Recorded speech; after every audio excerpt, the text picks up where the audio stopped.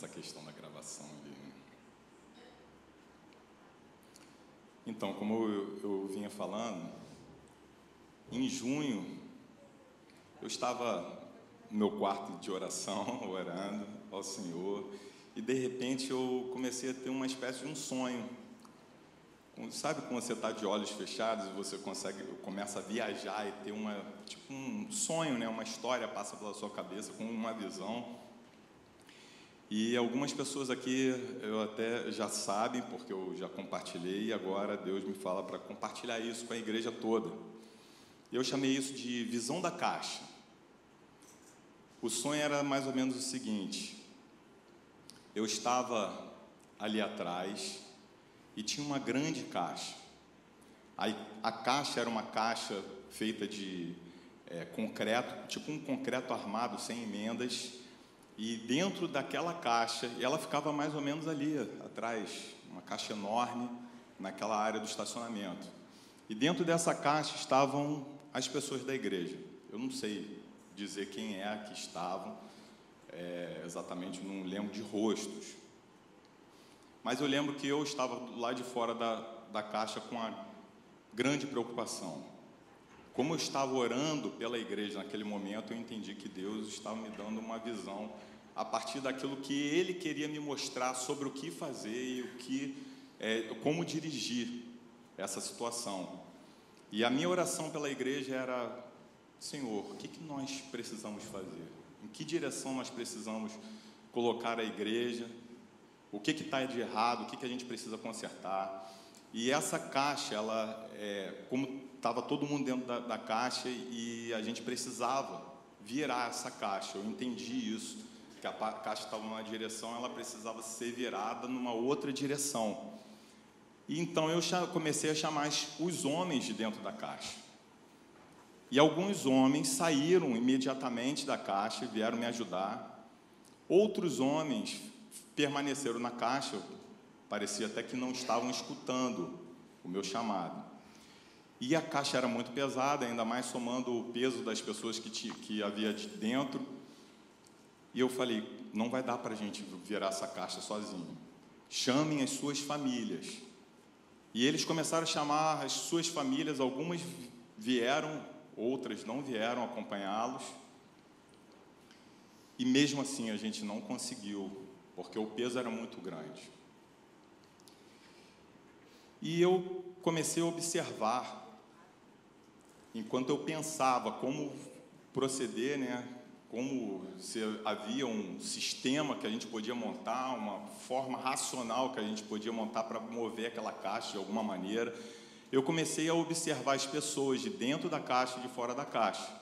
Enquanto as pessoas de dentro da caixa, elas pareciam estar em conflitos, pareciam estar ansiosas, pareciam estar brigando entre si. Aquilo parecia assim que elas estavam sempre incomodadas, murmurando.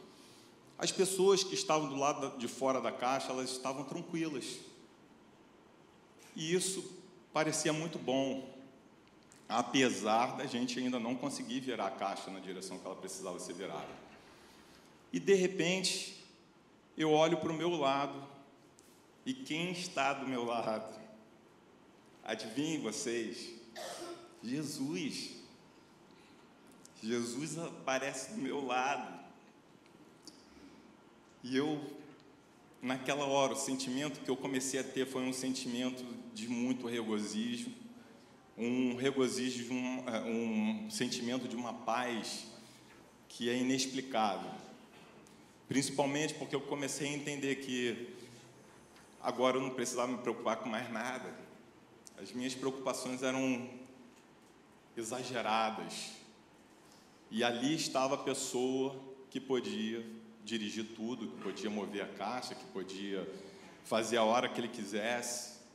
E sabe qual foi a minha reação após isso, irmãos? Eu lembro de eu estendendo uma toalha no chão, botando um almofadão e deitando e relaxando, dormindo. Até que um momento eu acordo e tinha uma água que começava a molhar aquele chão. E eu falo: o que água é essa? E como eu me levanto, eu começo a ver, era uma corrente que estava aumentando cada vez mais, essa corrente vinha por um lado, vinha por outro, começava a inundar, daqui a pouco estava 10 centímetros, 30 centímetros, e aquilo ali cada vez mais alto. E a caixa, aquela água começou a vir em volta da caixa. E aquela água chegou a uma altura que a caixa começou a flutuar. E aí o próprio Jesus, ele disse: podem virar agora, é nessa direção. E aquelas pessoas que estavam lá de fora da caixa, elas viraram a caixa. E a caixa ficou na direção correta, sem fazer um menor esforço.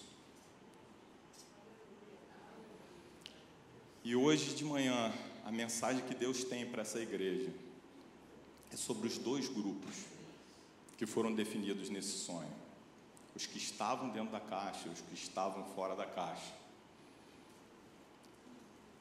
E eu lembro a vocês as características desses dois grupos, e são características que eu acredito que todos nós buscamos: tranquilidade, paz, harmonia, amor. É daqueles que estavam de fora da caixa. É um alerta sobre a nossa condição, sem querer julgar um ou outro. Como eu disse, na visão, eu não olhava para uma pessoa, não distinguia uma pessoa da outra. Eu apenas via que existiam dois grupos. Queridos, vamos orar. Nesse momento eu estou sentindo no meu espírito para a gente orar, para que Deus nos dê essa direção agora. Pai, que estamos como igreja, Senhor. Essa é a tua igreja, não é a nossa igreja, não é de ninguém aqui. Nós estamos, Senhor, aqui, todos nós, eu creio, nós queremos a Ti, nós Te buscamos, nós queremos Te ver, nós queremos as Tuas realizações, nós queremos aquilo que o Senhor realiza, que é maior do que qualquer coisa nesse mundo pode realizar, Pai. Agora eu Te peço, Senhor, que o Senhor se revele em especial em cada pessoa aqui. O Senhor tem uma revelação específica para cada um. Senhor, que não haja nada que possa roubar essa revelação de nós nessa manhã, em nome de Jesus, Pai. Amém. Então, irmãos, eu lembrei essa história, vocês vão achar assim até engraçado, porque eu estava escrevendo uma história para fazer uma introdução de uma mensagem com base num texto que Deus já tinha me dado. E nós vamos ler esse texto no capítulo 6 de João. Eu convido vocês a abrirem suas Bíblias, enquanto isso eu vou explicar. E novamente, eu estava lá escrevendo a história, e eu estava com uma certa dificuldade de escrever aquela história, aquela introdução, tentando bolar uma parábola, alguma coisa que servisse para ilustrar isso. E eu falei assim: cara, vou parar um pouquinho aqui, vou orar. E eu me ajoelhei no meu quarto, comecei a orar a Deus e pedi a Ele: Deus, me fala, me dá essa história, é o Senhor, a mensagem é tua, não é minha. E aí Ele me lembrou da visão que eu tinha tido em junho ainda.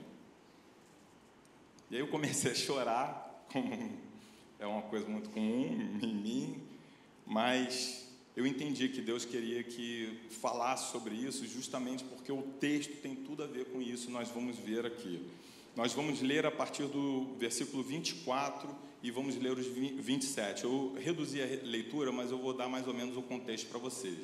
Jesus havia pregado a uma grande multidão e Ele havia feito muitos milagres. As pessoas começaram a seguir Ele por causa dos milagres que ele estava fazendo. E naquele momento, Ele tem uma grande realização que todos conhecem. Ele, a partir de 5 pães e 2 pequenos peixes, Ele faz uma multiplicação e alimenta 5.000 homens. E a Bíblia diz que as sobras do alimento, porque a gente pode pensar, cada um pegou um pedacinho de pão desse tamanho assim, e não, eles se fartaram com alimento, e depois os discípulos recolheram as sobras, e ainda sobraram 12 cestos cheios. partir daquele momento, aquele povo queria fazer Jesus como rei. E Jesus se recolhe, vai orar. Ele meio que foge daquele povo, não é a hora, e vocês vão entender por que ele já estava reconhecendo que não era a hora dele ser feito rei. E ele se recolhe e os discípulos atravessam o mar, né, de Tiberíades, e ele vai junto, chega lá do outro lado, e chega lá no final as pessoas começam a procurar Jesus. Onde está Jesus? Onde está? Para onde que ele foi? Vão atrás dele, pegaram barcos, atravessaram, foram do jeito que eles conseguiram, chegaram do outro lado e encontraram Jesus. E aí começa o nosso texto.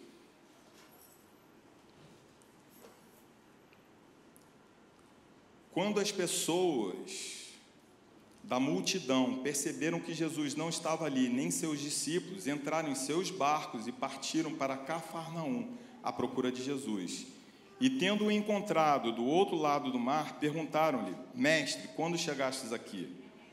Jesus respondeu-lhes assim: em verdade, vos afirmo, vós me buscais, não porque vistes os sinais, mas porque comestes os pães e vos fartastes.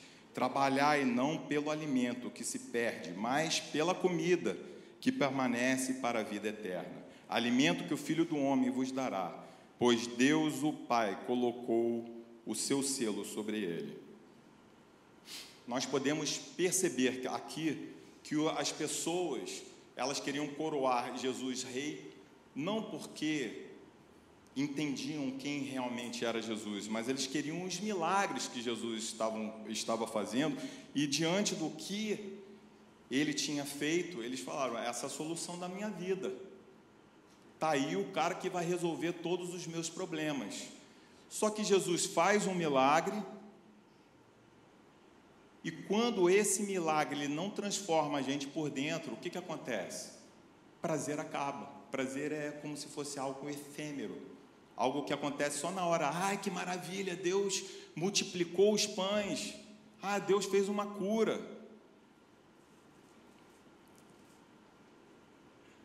E aquele povo via que o prazer tinha acabado, que nada tinha mudado na sua vida. Eles precisavam de mais, eles precisavam de uma pessoa, um Messias, que viesse transformar as coisas de forma a resolver toda a situação, toda a mazela que eles viviam.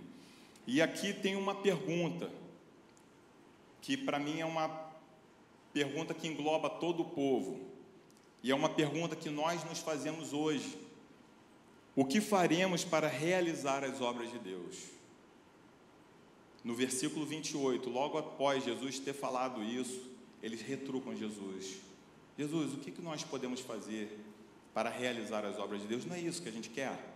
Todos aqui, eu tenho certeza, o que nós podemos fazer para realizar as obras de Deus, para entrarmos no reino dos céus? É uma pergunta que se repete o tempo todo.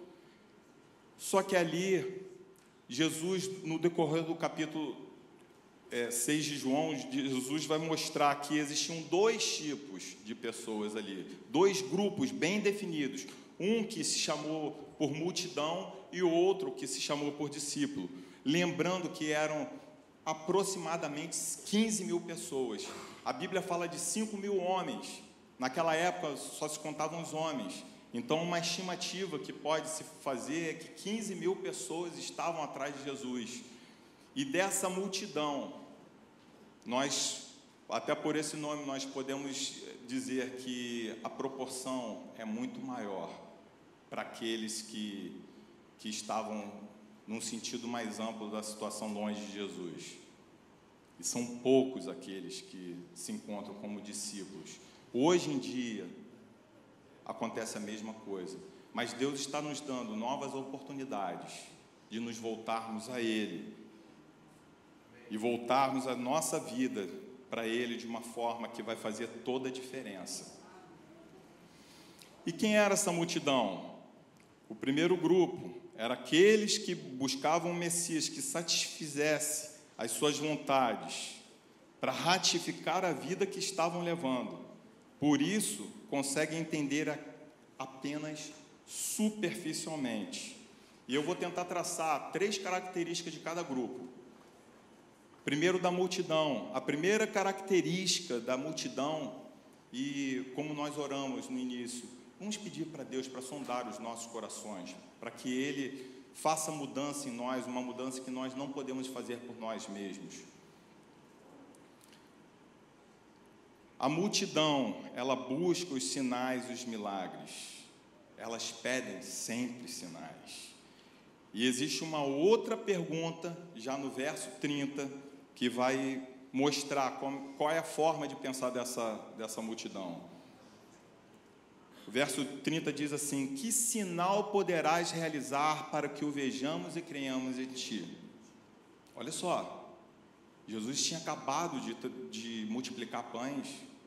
A Bíblia fala que aquele povo estava seguindo, aquela multidão estava seguindo ele, porque viu os sinais que ele já tinha feito.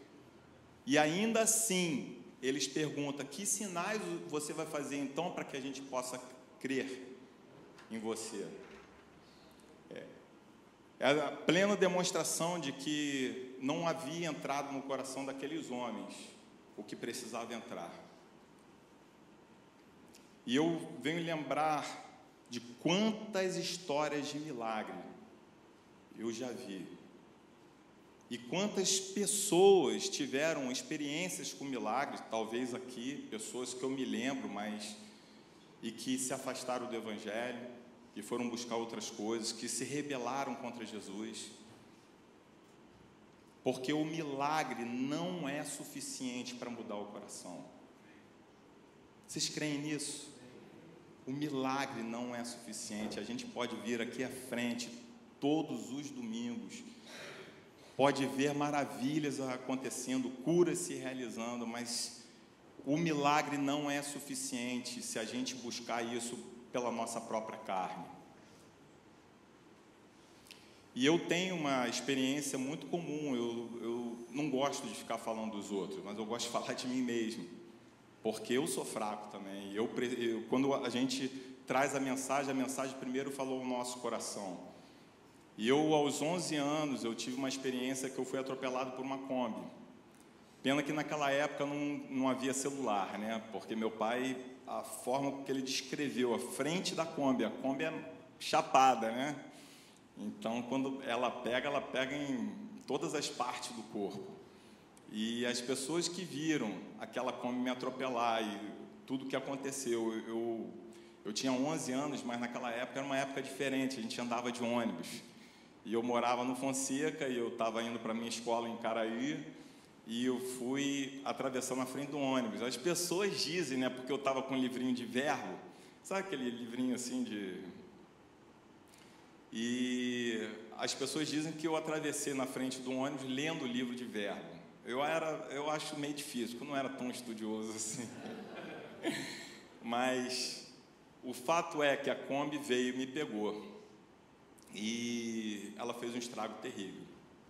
Ela fez um estrago terrível nela mesma, porque eu mesmo só tive 4 costelas quebradas e fiquei todo ralado. Mas é muito pouco, né? A gente imagina que... E eu tenho certeza, porque até recentemente eu experimentei isso de bicicleta, apesar de já ter mais idade, e eu acredito que um anjo me segurou ali, que um anjo segurou a Kombi, assim como o anjo segurou o meu capotamento de bicicleta. E falando nisso, eu tinha 11 anos de idade, eu estava num leito no hospital, eu fui para o Antônio Pedro, e lá foi uma mulher de oração, da igreja em que a gente congregava. E ela, naquela época, ela falou: eu sei que Deus tem algo maravilhoso para fazer através da sua vida, Ele não te salvou à toa. Mas vocês acham que isso foi suficiente para mim? Porque o milagre, a gente sempre pensa assim, pode ser uma besteira, isso aí foi eu dei sorte, né? Não dei sorte de não ter batido com a cabeça da forma que tinha que bater. Eu dei sorte de que, sei lá, a Kombi freou na hora. Pode ser, não foi Deus não. Pode ter sido várias outras coisas. E recentemente não tão recentemente assim, mas há 13 anos atrás, o meu filho nasceu. E ele nasceu e ele não respirou. E eu sei que o anjo da morte visitou aquele hospital, tentando tomar a vida do meu filho. E Deus livrou ele mais uma vez, a minha família sendo livrada. E vocês acham que isso foi suficiente para mudar a minha vida? Tinha muitos questionamentos. Não foi por isso que Deus mudou minha vida, nem por isso que Ele tem mudado a minha vida. Nós vamos ver por quê. Mas eu pergunto hoje de manhã para vocês, o que te preenche? O que te dá prazer? O que você busca como centro da tua vida? Você faz essa mesma pergunta que eles? Que sinais você pode fazer para que nós te sigamos? O que está faltando hoje para a gente tomar uma decisão de seguir Jesus? Parece até que é o final da mensagem, mas é apenas o início. E a gente está sempre pedindo um sinal para Deus. A gente pede um sinal para que a gente se mova numa determinada direção. Senhor, se o Senhor quer mesmo que eu entregue a minha vida completamente ao Senhor, me dá um sinal. Não é isso? Está faltando algum sinal? Está faltando algum sinal para a gente? Essa é uma pergunta que não deveria nem ser feita. Se você precisa entregar a sua vida para Jesus, e isso é o que a gente prega aqui. Se Ele nos salvou, a gente deve a nossa vida para Ele. Que sinal que nós estamos esperando? E algumas pessoas pediam um sinal a Jesus naquela época, assim como essa pergunta. Sabe o que Jesus responde? Vocês só vão ter um sinal. Sabe qual é o sinal? O mesmo sinal de Jonas. Porque ele ficou 3 dias e 3 noites dentro da barriga de um peixe. Assim importa que o Filho do Homem permaneça debaixo da terra 3 dias e 3 noites. E esse é o sinal que vocês vão ter. E ele permaneceu 3 dias e 3 noites debaixo da terra. E ele ressurgiu para a vitória. E para que hoje nós tivéssemos uma vida diferente, pudéssemos dizer: Senhor, eis-me aqui, a minha vida é tua. Mas não para por aí. A importância maior no mundo do que em Jesus, essa é a segunda característica que aquela multidão tinha. Porque eles queriam um Messias que atendesse os próprios anseios, para que resolvesse seus próprios problemas. E Jesus tinha muito mais para realizar na vida deles. E eles estavam ali, assim, o tempo todo. Até os discípulos, de certa forma, eles estavam ansiando por um libertador de Roma, por um cara que viesse dar pão, né, como eu disse, um cara que saciasse a fome. Eu não tenho mais que trabalhar, vou trabalhar para quê? Agora eu vou poder curtir a vida. E você vê sempre que os anseios dessas pessoas é sempre assim: eu quero uma coisa que me favoreça para eu poder viver algo diferente daquilo que você tem para mim, para eu viver. O que te preenche hoje?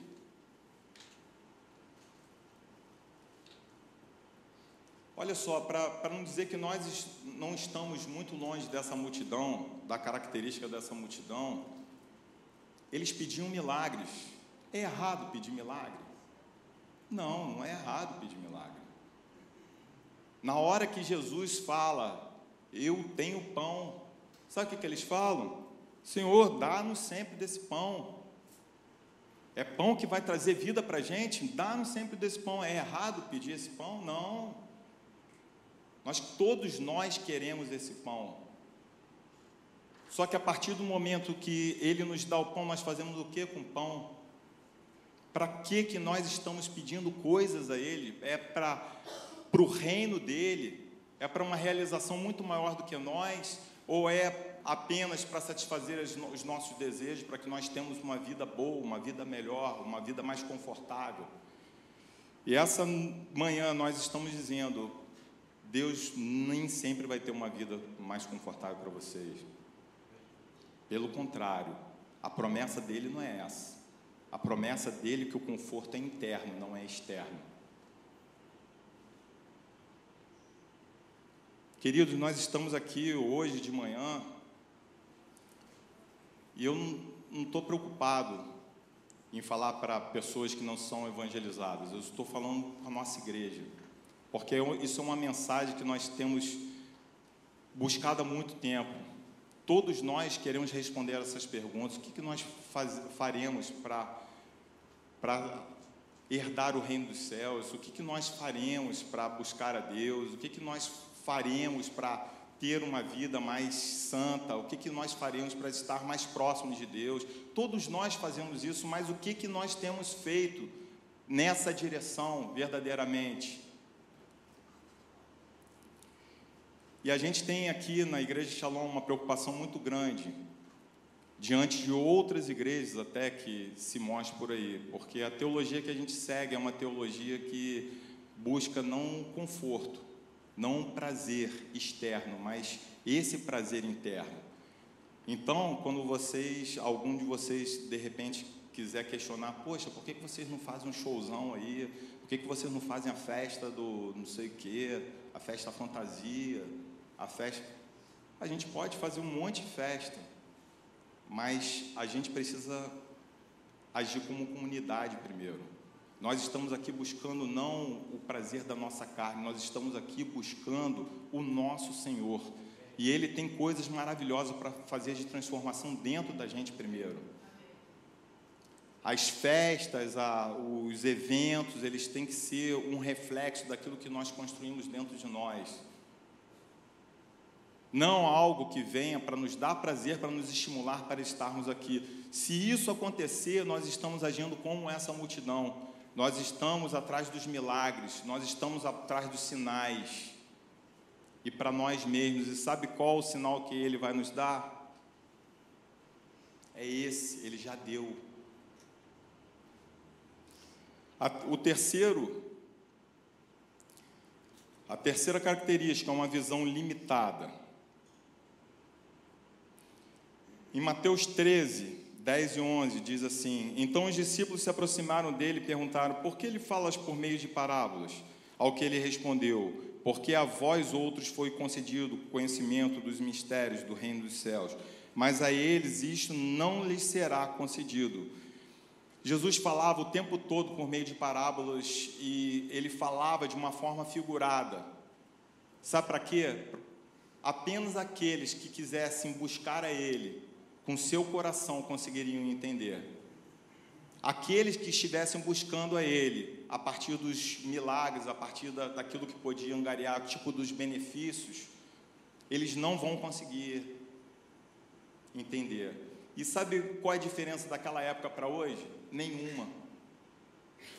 Porque hoje Deus continua falando de uma forma figurada. Você pode ler a Bíblia, você vai entender ela toda, a parte literal dela, você vai entender as histórias, você vai entender os milagres, você vai entender tudo, você vai achar bonito.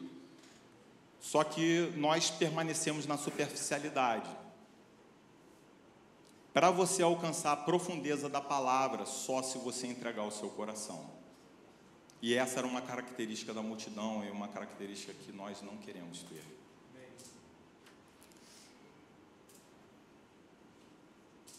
E agora nós vamos para o segundo grupo, os discípulos.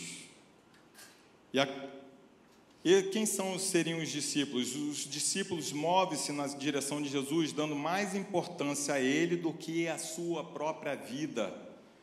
A estes é dado conhecer profundamente. Eu diria que esses discípulos, a gente pode ainda dividi-los em dois grupos, né? O discípulo raiz e o discípulo Nutella. Porque o discípulo raiz é aquele que é discípulo mesmo, eu estou contigo até a morte, né? E o discípulo Nutella é aquele que, em determinado momento, ele pula fora. Ele atende, ele vem aos cultos, né? Ele cumpre toda a liturgia religiosa, ele está lá, mas a hora que ele tem que seguir, que a palavra aperta, que a palavra começa a ficar mais dura, ele pula, sai daqui e vai para outra igreja. E aí lá ele vai buscar fazer essas mesmas coisas, mas talvez ele não esteja buscando aquilo que Deus separou para ele fazer durante a vida dele. E a gente vai ver no final desse capítulo o que acontece. Mas nós temos uma frase também, uma pergunta, né? A gente separou 3 perguntas e agora a gente tem uma pergunta que distingue esse grupo. Sabe qual é a pergunta dos discípulos? Senhor, para quem iremos? Não existe alternativa. Para quem é discípulo, quem está nessa condição, não existe alternativa a não ser Jesus. E a primeira característica do discípulo, é uma característica essencial, é a morte. Sabe o que quer dizer a morte para a gente? É o seguinte, sabe, você acredita tanto numa coisa, que a gente diz, eu aposto minha vida nisso. É uma forma de dizer, mas é algo tão profundo, eu aposto minha vida nisso. Vamos tentar tirar na literalidade da palavra. Eu aposto minha vida nesse evangelho. Eu morri para o mundo. A partir do momento que eu me converto, eu morri para o mundo. É a metanoia do arrependimento, que nós nos arrependemos de tudo que nós éramos. E hoje nós precisamos ser algo diferente. Nós precisamos ser pessoas que buscam coisas diferentes. Antigamente tinha muito tinha um verso, não vou falar, que dizia, o crente que tem um pé no mundo, um pé na igreja, né? E ele estava sempre assim, entre um e o outro, ele se dividia, mas eu digo para vocês que durante a minha caminhada eu tenho aprendido que não tem a possibilidade de nós termos um pé no mundo, um pé na igreja. Não tem como a gente se dividir dessa forma, nós precisamos morrer, e morrer é apenas a condição inicial, né? O morrer aqui significa a entrega dos prazeres, a entrega daquilo que nós constituímos como valor na nossa vida. Assim como Paulo diz, né, antigamente eu tinha algum valor, mas eu julguei isso tudo como esterco. Nada disso tem valor para mim. Eu mudei, eu enxergo hoje não o que era meu, mas o que é de Jesus em mim. No capítulo 12 de Romanos, Paulo vem dizendo também que nós precisamos fazer um sacrifício hoje. Naquela época era feito um sacrifício, então é sempre essa comparação. O sacrifício era de bois, carneiros, ovelhas, e aquele sacrifício derramava um sangue, e a gente era perdoado do nosso pecado a partir disso. E hoje o sacrifício é um sacrifício diferente. Portanto, caros irmãos, rogo-vos pelas misericórdias de Deus, que apresenteis o vosso corpo como um sacrifício vivo, santo e agradável a Deus, que é o vosso culto espiritual. E não vos amoldeis ao sistema deste mundo, mas sede transformados pela renovação das nossas mentes, para que experimentei qual seja a boa, agradável e perfeita vontade de Deus. Essa é uma promessa. Você se sacrifica, você se entrega, e você, em troca, você vai ter a sua retribuição. Sabe qual é a boa, perfeita e agradável vontade de Deus na tua vida? É tudo. É entrega na nossa vida, é entrega dos nossos prazeres. Esse sacrifício de culto a Deus é a entrega dos nossos prazeres. Antes eu gostava de fazer isso, mas eu não gosto, porque isso eu reconheço que isso não é de Deus para a minha vida. Normalmente a gente fica se perguntando assim, o que é a gente morrer para Deus? E eu falo, sabe aquela pessoa que fala que eu vou perguntar para Deus o que é para eu fazer? Se é para eu ir para a esquerda ou para a direita? Se é para eu tomar uma decisão dessa para a minha empresa, é o sim ou não? Isso não é figurativo, isso é verdade. É uma pessoa que morreu para si, e ele não está pensando, sabe naquela promoção,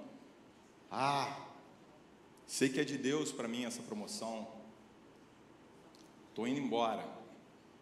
Poxa, mas você falou com Deus, como é que Ele te respondeu? Ah, o dobro do valor, né?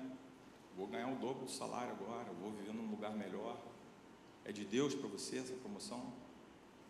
Mas nós estamos sujeitos a Ele, apesar dos nossos benefícios exteriores. E já dizia ainda no Antigo Testamento, a obediência é melhor do que o sacrifício e a submissão do coração, mais do que a gordura dos carneiros. O culto racional que nós podemos entregar a Deus nessa manhã é abrir mão de algo. Você quer abrir mão de algo? Você está preso a sua vida praticamente inteira a alguma coisa que está lá naquele quartinho do fundo, que você fala assim, Deus, entra na minha casa, sabe? Você pode entrar, pode tomar tudo é teu, menos esse quartinho. Isso aqui não mexe não, porque isso aqui é um caso antigo, é uma coisa que eu ainda estou resolvendo. Deixa essa portinha fechada aqui, não mexe não. Mas Ele hoje está falando, Ele quer tudo. Mas Ele quer tudo para fazer tudo melhor. A segunda característica é uma consequência da morte. Quanto mais você se entrega, mais você conhece. Então, os discípulos são aqueles que conhecem não apenas superficialmente, mas conhecem profundamente aquilo que Deus tem. Compartilhamos tudo com Deus. O que eu tenho é teu, e eu quero tudo que o Senhor está fazendo, porque eu quero caminhar não na minha direção, mas eu quero caminhar naquilo que o Senhor está promovendo no mundo. E eu lembro da história de Pedro. Pedro, se você for observar durante os evangelhos, você vai ver que ele foi o tempo todo.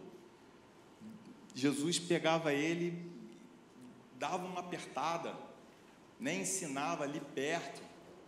Mas por quê? Porque ele tinha uma grande obra para realizar. A gente precisa passar por um processo, um deserto antes. Não achem que o deserto é uma maldição na vida de vocês. Muitas vezes nós precisamos pegar apenas um ponto de vista diferente.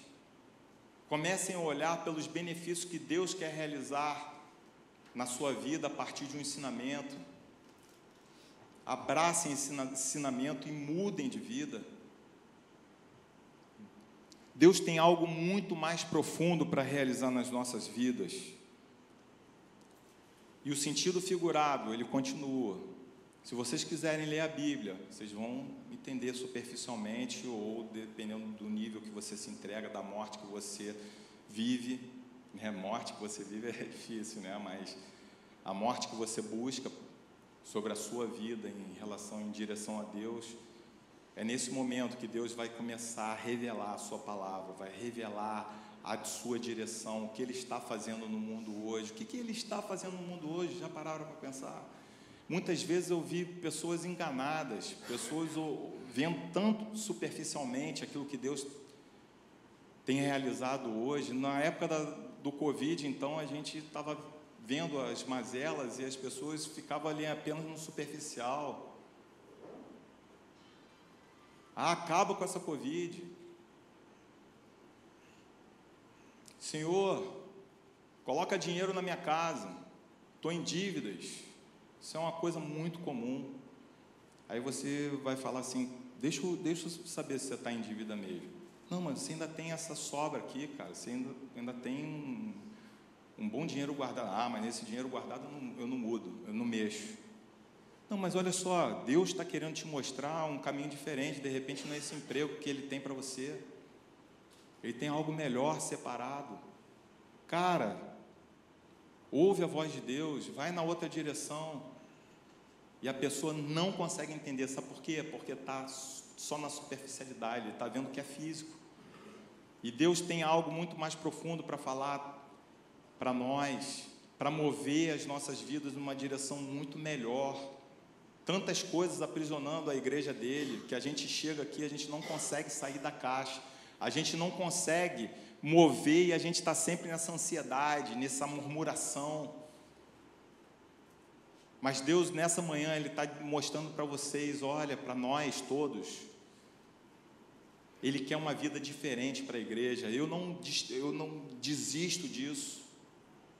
Eu sei que a igreja precisa mudar, mas enquanto eu estou buscando, eu tenho certeza que a minha vida está sendo muito abençoada. Muito abençoada. Por isso que eu estava brincando com a dona Cleir, que a gente estava orando ali, ela veio com esse versículo de Salmo, né? O que te darei, pois, pelos benefícios que tem feito a mim, e são muitos benefícios. Talvez em outro momento eu não enxergasse esses benefícios, porque eu estava olhando para o material também. Eu costumo dizer assim para as pessoas, eu tive épocas que não demonstram o que eu vivo hoje. Tinha época da minha vida que eu vivia amargurado, de manhã até de noite. Era um pensamento de perda que vinha na minha mente a toda hora, como se fosse uma prisão espiritual, e era. Mas esses pensamentos, eles foram embora, eles fugiram. Eu não vivo mais isso, porque eu resolvi entregar minha vida a Jesus. E eu estou dizendo para vocês, talvez há pouco tempo atrás eu resolvi entregar mais, eu dei mais um passo. E eu espero que amanhã eu dê mais um passo ainda nessa direção, porque os benefícios são cada vez maiores, a bênção é cada vez maior, e eu não estou falando de nada físico. Eu costumo dizer que eu tenho criado os meus filhos para que eles morram. Já imaginou? Parece que a gente está falando da boca para fora, mas você já imaginou perder um filho? Mas a morte dos mártires, aqueles que andaram com Jesus, eles morriam rindo, porque eles tinham aquela palavra lá de Mateus, que dizia: bem-aventurados aqueles que sofrem perseguições, e por causa da minha palavra eles são perseguidos, e eles são mortos. Olha que herança nós teremos nos céus. Mas é isso, a gente precisa apostar a nossa vida nisso. Eu aposto a minha vida nisso. Eu aposto a vida dos meus filhos nisso. E talvez chegue o tempo que eles terão que enfrentar isso. E se eles enfrentarem, eles estejam preparados para morrer. Porque a vida que Deus tem separado para a gente é muito maior na eternidade. A vida daqui não é nada. A gente pensa na cruz de Cristo e a gente está fadado ao fracasso se a gente não entender isso profundamente, porque o que Deus realizou naquela cruz foi uma coisa grandiosíssima, algo que a gente não pode imaginar. Ora a Deus e pede para o Espírito Santo para revelar um pouco daquilo que Jesus realizou naquela cruz.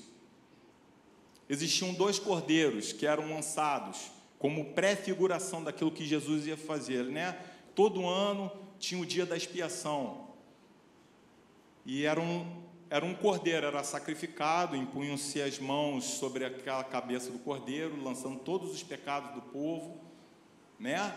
E o cordeiro ia lá para o matadouro, era sacrificado, o sangue era derramado, aspergido e tudo mais.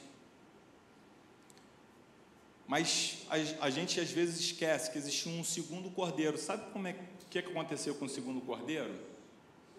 Ele era lançado no deserto para morrer.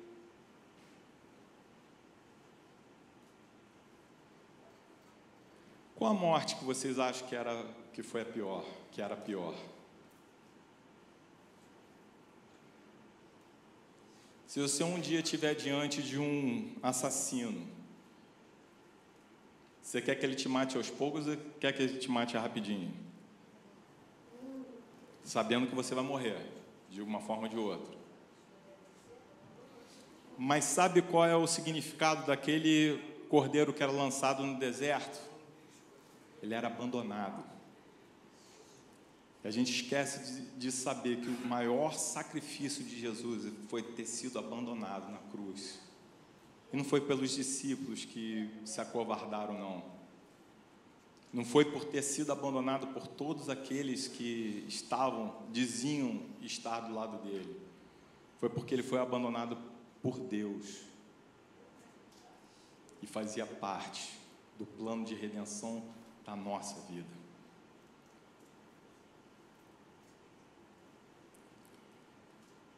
E a terceira característica dos discípulos, é que os discípulos apresentam obras. De que obras nós estamos falando? Em Tiago 2, diz que a fé sem obras é morta. E Tiago vem discorrendo sobre ajudar as pessoas, os necessitados. Mas se você for observar, vai chegar um momento que Tiago vai falar assim: Abraão tinha fé, e por isso ele sacrificou o seu filho. Ele estava disposto a sacrificar o seu filho. E essa é a obra que Deus tem através da nossa fé. Nós precisamos sacrificar os nossos filhos, nós precisamos sacrificar aquilo que tem nos prendido. E eu repito para vocês o tempo todo: ninguém está buscando benefício. Sabe qual é a maior legitimidade que existe na Bíblia, no Evangelho? É ver que nenhum dos apóstolos, nenhum dos discípulos, todos aqueles que integraram a igreja primitiva e que fizeram com que o cristianismo avançasse, eles queriam nada em troca. Pelo contrário, eles queriam morrer. Mas a obra era realizada, a revelação era realizada a partir de algo que não é nosso. Eu não preciso fazer nenhum esforço. Então, a gente vê que no decorrer desse capítulo começa uma discussão enorme.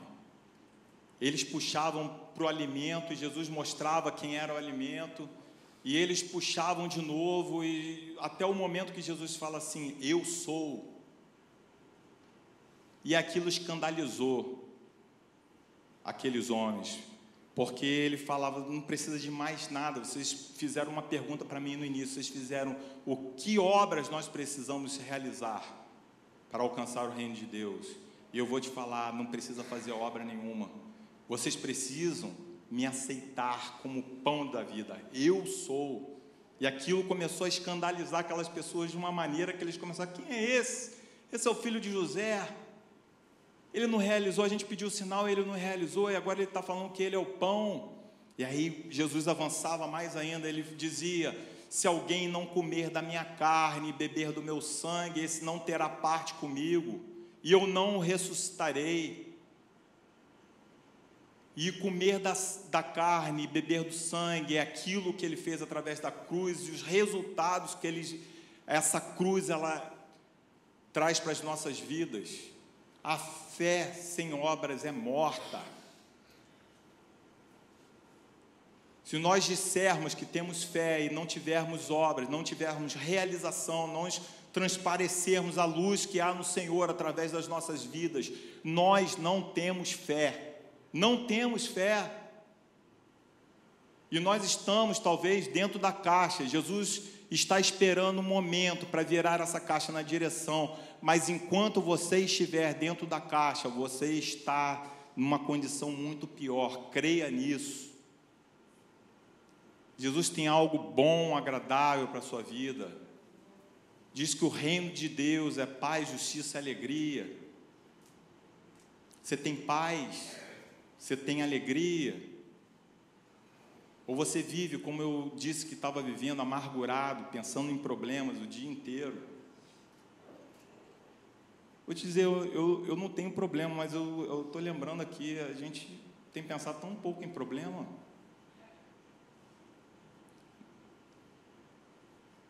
Talvez a condução da nossa vida, ela começa a fugir dos problemas. Sabe o que acontece? A gente cultiva, a gente gera problemas através de anos da nossa vida. E de repente eu falo que a gente aceita Jesus e você vai se ver livre dos problemas. Aí você fala assim: não me vi livre dos meus problemas, das consequências dos meus problemas. Então ele falou alguma coisa errada. Cara, você demorou 20 anos construindo um problema. Você acha que você vai se ver livre desse problema em um dia? Porque as consequências dos problemas, elas vão parar de te afetar, mas elas continuam ali. Tem coisas que você vai continuar vivendo durante um tempo, talvez até a vida inteira.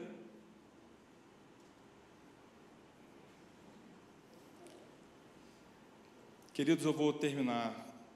Vamos nos levantar.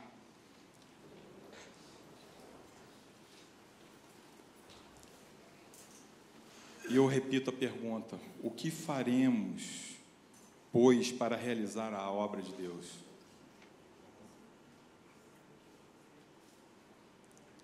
Quem é você no meio do povo?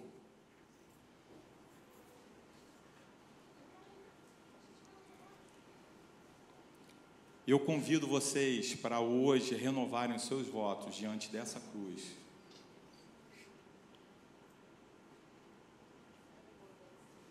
Apenas uma coisa necessária. Uma coisa pedi ao Senhor, e essa eu buscarei: que eu possa viver na casa do Senhor todos os dias da minha vida, para contemplar a glória do Senhor e buscar a sua orientação no seu templo. Apenas uma coisa necessária na nossa vida. A gente precisa de mais nada. É o sinal que Jesus deu já. É a cruz que já foi realizada, e Ele disse: está consumado. Nós não estamos aqui preocupados com número. Sabe por quê? Quando a mensagem começa a apertar, as pessoas começam a ir embora. Principalmente aquelas que estão buscando a sua própria carne. A ponto de Jesus, uma hora, virar para os 12 dos seus discípulos mais próximos e falar: vocês não querem ir também? Podem ir. Se Jesus está falando isso, nós estamos falando isso também. Porque se você não quer Jesus verdadeiramente, o que importa é estar aqui. Não vai valer de nada nós estejamos aqui, meia bomba, entregue pela metade. Nós precisamos entregar a nossa vida inteira. É isso que Deus está pedindo. Ele não está pedindo uma multidão junto dele, Ele está pedindo discípulos junto dele. Ainda tinha mais, no final ele sabia que teve um que ficou, mas não ficou, que era Judas, e era o traidor, e ele sabia disso. Ficou por quê? Mas é melhor que todos nós nos convertamos verdadeiramente do que a gente leve uma vida inteira de meios serviços, de meias obras, de meia realização de fé. Eu convido a todos hoje de manhã para que nós renovemos os nossos votos ao Senhor, dizendo: eu quero morrer por Ti, eu quero me entregar completamente a Ti. O que eu me entreguei é pouco ainda. Eu quero tudo, eu quero Te dar tudo, Senhor. Faz morada na minha casa, entra naquele quarto que estava fechado, entra no canto da minha vida que eu não tinha Te dado permissão. Muda, eu quero Te adorar, é a única coisa, só precisa de uma coisa. Vamos orar. Senhor, nós Te agradecemos, Senhor, pela Tua mensagem, Senhor, por aquilo que o Senhor tem nos dado em revelação. Pai, eu já declaro sobre esse povo muitos discípulos, pela fé, Senhor, pessoas que entregam as suas vidas completamente, pessoas que não têm medo. Tira todo o medo desse lugar agora, Senhor. Tira todo o receio de engano, ceticismo. Pessoas que dizem: eu já fui enganado em outras igrejas, por homens que talvez quisessem se aproveitar. Mas hoje eu quero renovar os meus votos contigo, não diante de homens, mas diante daquela cruz, daquilo que o Senhor fez por mim. Pai, revela. Eu não quero mais viver na superficialidade, eu quero viver na profundidade da Tua palavra. Eu quero Te conhecer, eu quero saber a intimidade, Senhor, que o Senhor tem, porque o Senhor disse em João 15 que o Senhor se revelaria como amigos às pessoas que Te buscassem, que fossem Seus discípulos. Que o Senhor não trataria mais como servos, mas como amigos. Nós queremos ser Teus amigos. Nós morremos para o mundo mais uma vez. E declaramos, Senhor, que para onde iremos nós? Para onde iremos nós? Para onde iremos nós? Não tem nenhuma alternativa, não vemos isso como alternativa. Nós não queremos meia entrega, nós queremos uma entrega completa. Senhor, louvamos ao Teu nome por todos os benefícios que tem nos dado, Senhor. Que os nossos olhos enxerguem, os nossos ouvidos ouçam aquilo que o Senhor trouxe para nós, aquilo que o Senhor tem trazido dia após dia. Tira a nossa sonolência, tira o nosso desânimo, tira, Senhor, as coisas que tem impedido, Senhor. Nós repreendemos todo o mal sobre a nossa vida e a vida da nossa família, aquelas pessoas que vêm contra nós, tentando nos desiludir, tentando tirar a força da fé que nós temos. Senhor, que elas sejam restauradas, que elas sejam mudadas, e que essas pessoas tragam para nós apenas mais força, mais determinação, mais revelação de quem Tu és, Pai. Obrigado, Senhor, por tudo, em nome de Jesus, Pai.